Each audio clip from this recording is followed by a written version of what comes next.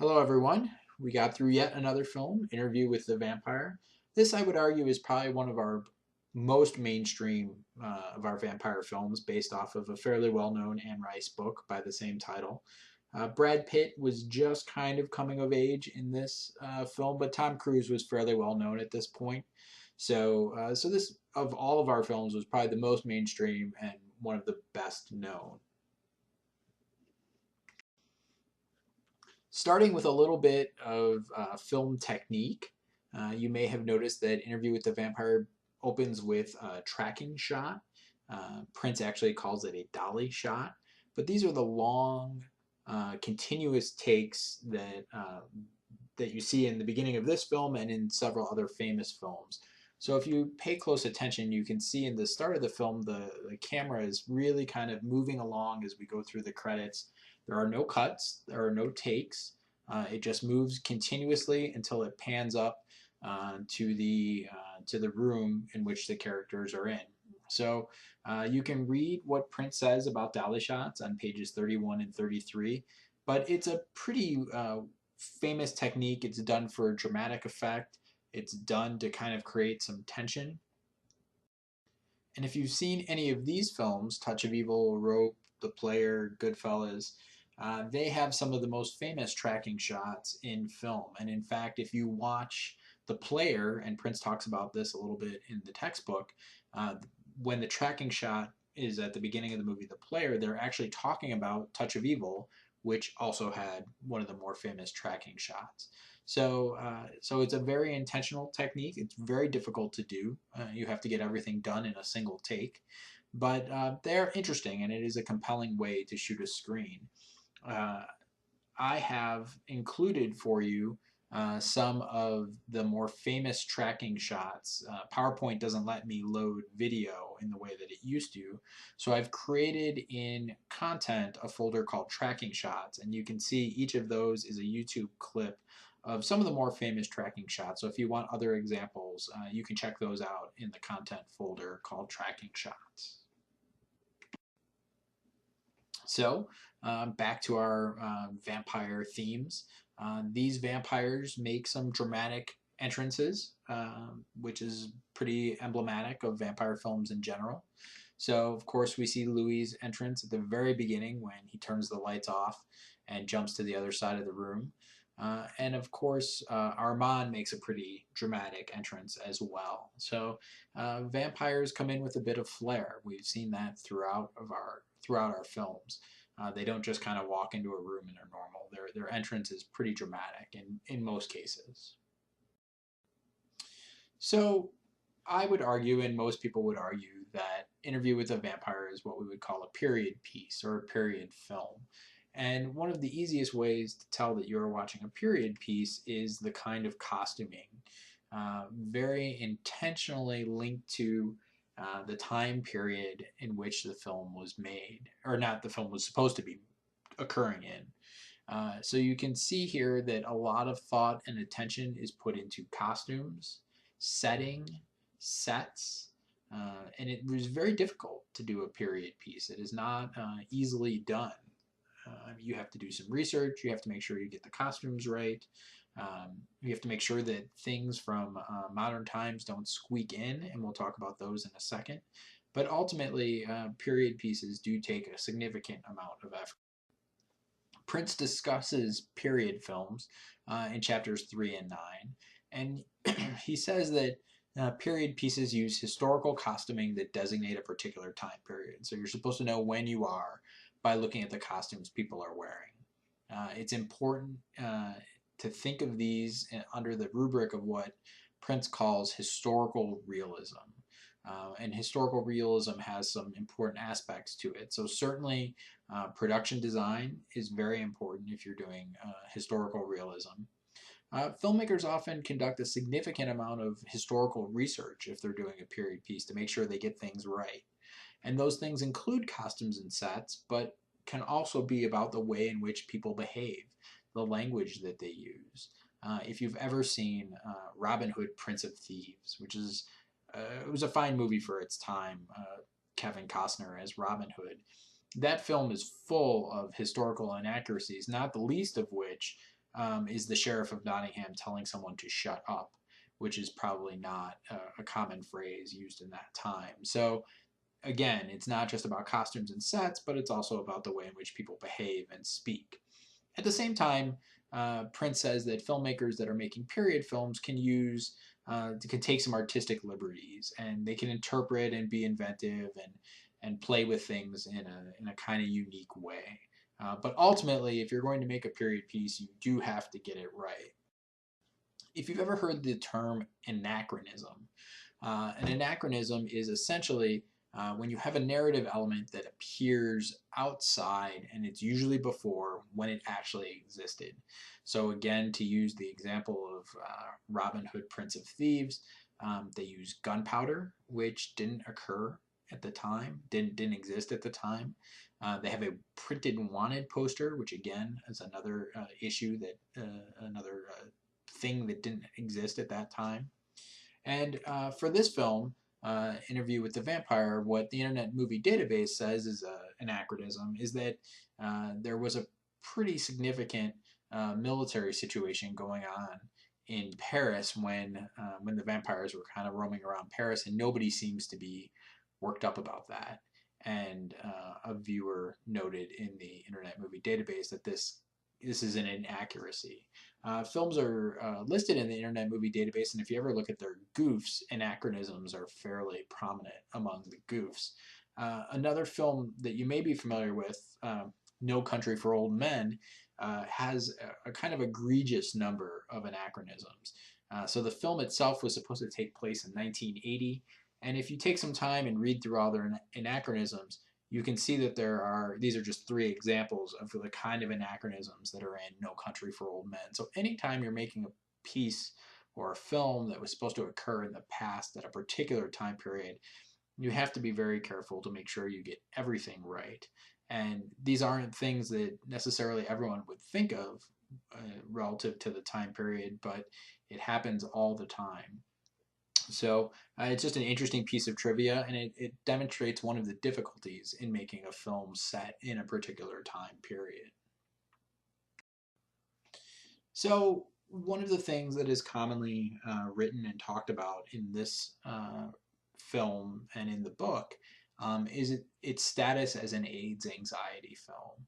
So given its time period of the mid-90s, AIDS was a pretty prominent issue that people were concerned about.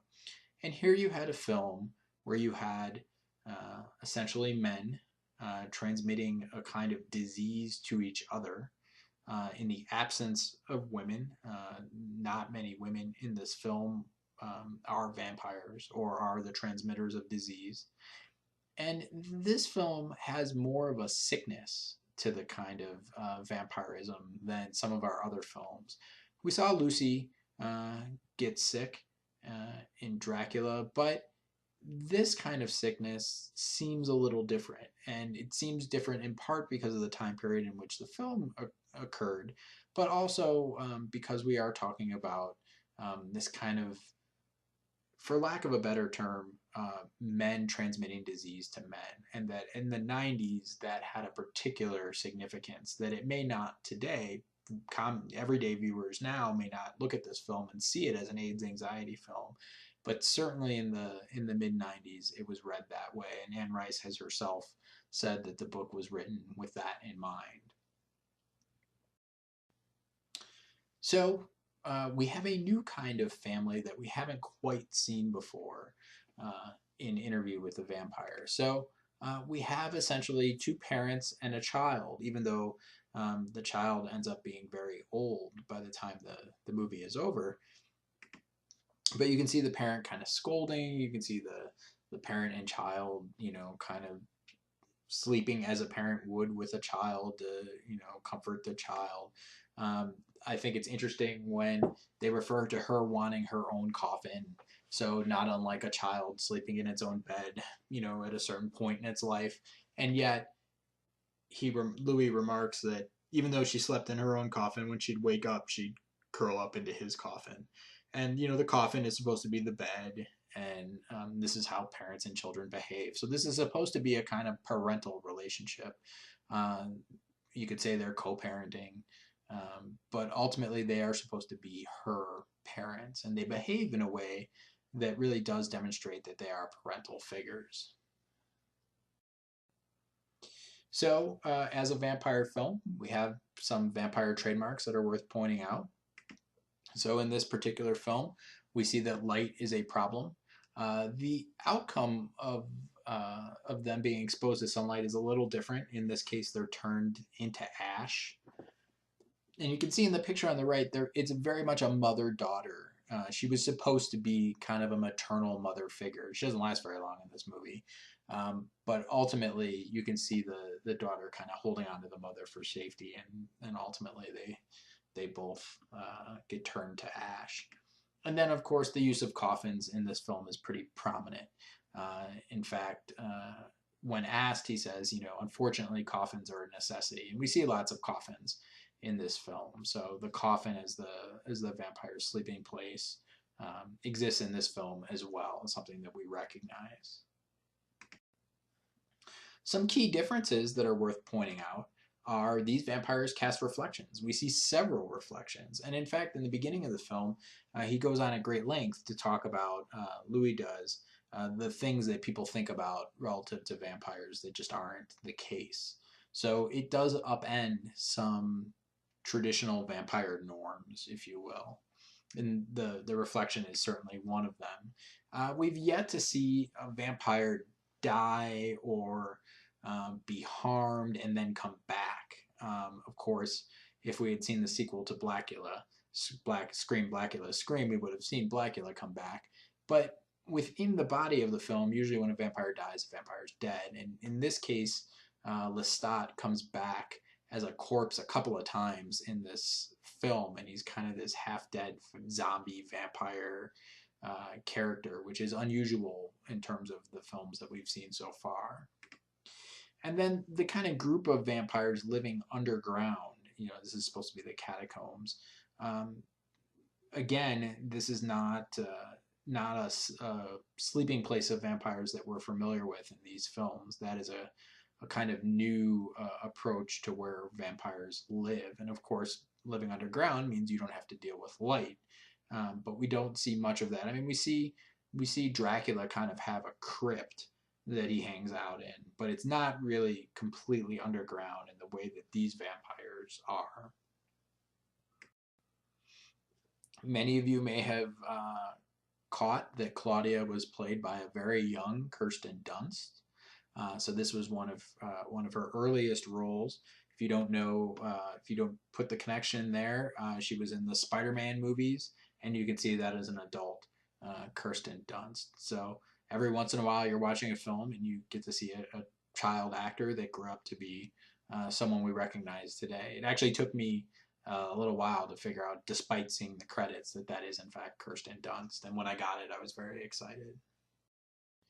How many of you are familiar with Antonio Banderas? I'm not sure how many of you are, but you can see him there. That is kind of a current picture of Antonio Banderas.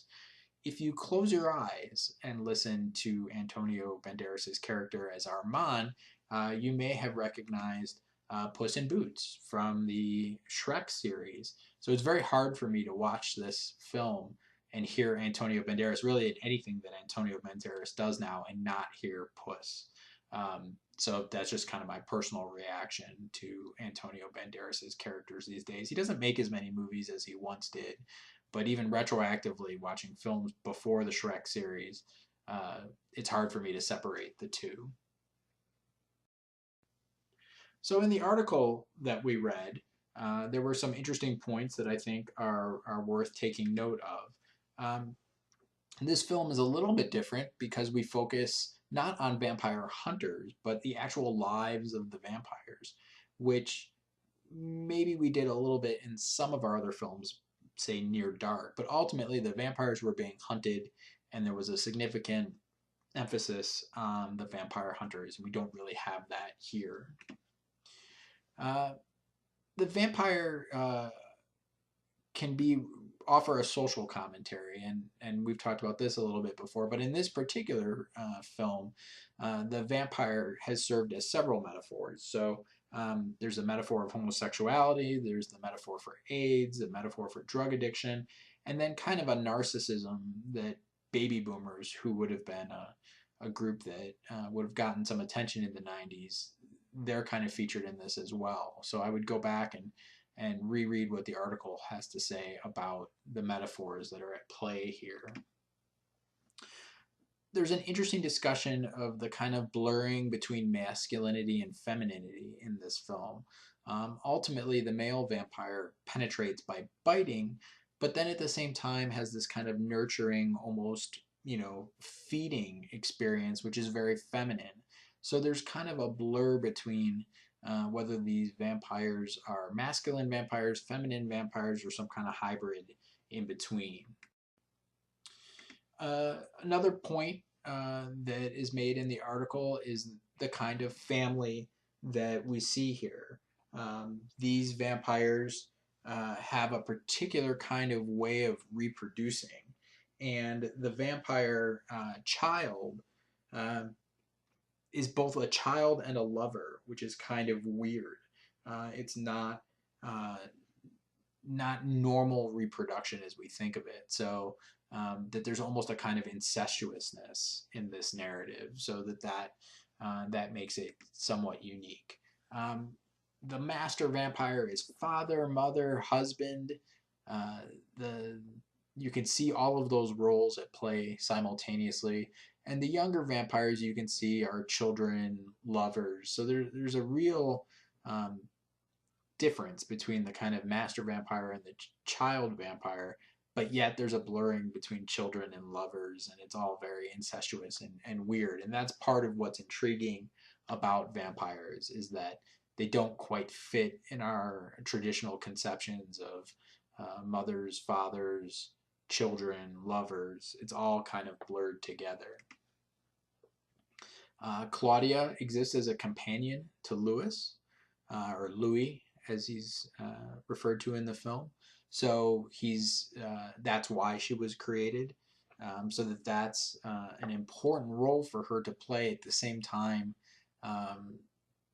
again, there's that incestuous nature of that relationship. As I've mentioned, the male and female are blurred in here. Obviously, they are male, but they have some female aspects to them, and that is unsettling to viewers. The dichotomy between homosexuality and heterosexuality really can't be easily applied to the vampire narrative, and that is also part of what makes them intriguing and unsettling at the same time. They're men with men, men with women. Are they attracted to women? Are they attracted to men?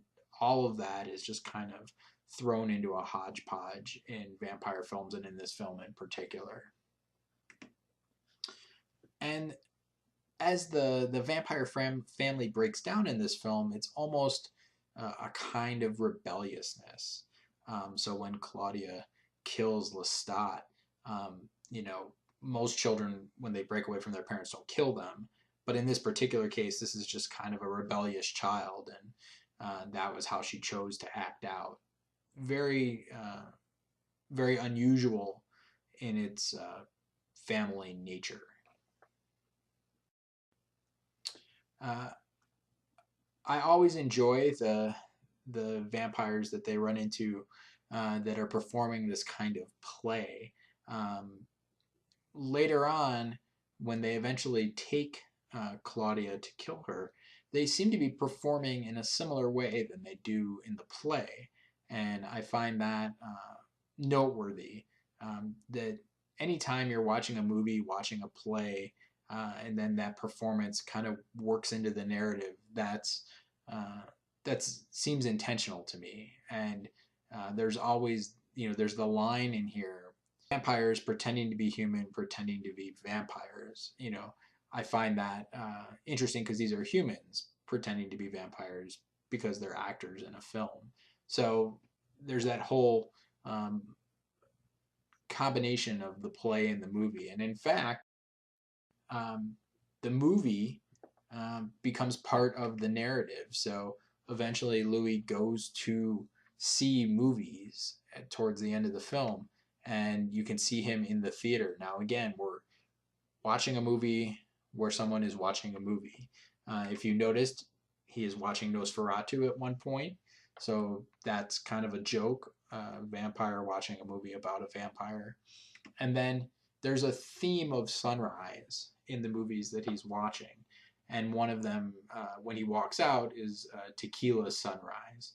So you can see throughout the clips of the movies that he's watching that sunrise is a consistent theme. Again, that's very sort of postmodern, that it's calling attention to you're watching a movie because he's watching a movie.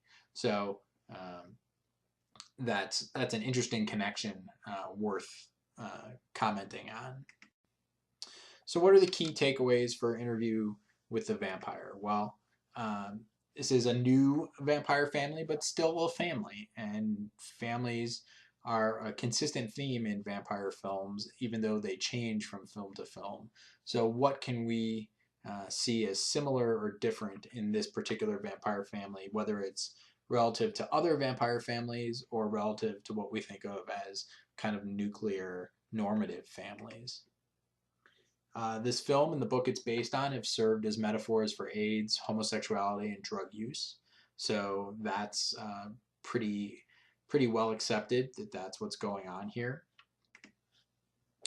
If you're going to create a period film, it's very complex, and if you want historical realism, you have to think about things like costume, setting, and behavior. The tracking shot at the beginning of the film, though not of the more famous tracking shots in film, is still worth connecting to some of the more famous tracking shots, and certainly creates a kind of tension, creates a bit of suspense, and that's why those shots are used.